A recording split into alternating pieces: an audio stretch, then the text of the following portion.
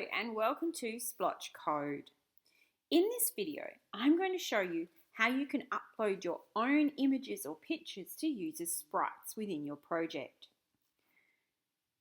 At the moment, we have a project with our cat on it. So if we don't want to use our cat, we can just hit the little cross on the little rubbish bin and the cat will go away. Now, over in the bottom right-hand corner, we've got the option to choose a sprite. But if we don't like any of the ones that are here within Scratch for us to choose, we can upload our own. So I'll just hit the back button and go back to the Choose the Sprite button. And you'll see right up the top, there's one that says Upload Sprite. So if I click on that, it'll take me to my computer. And I've got a folder set up where I've got some images that I can upload as sprites.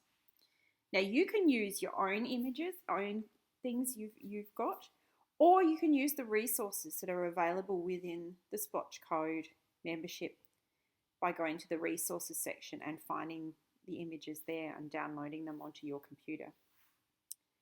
So it's just a matter of finding where you've got the file, clicking on that and hitting open.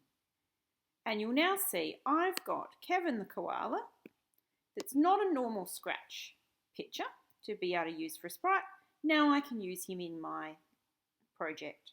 And you can do that with any image that you've got to make your own sprites and do things that are not within the normal Scratch image library.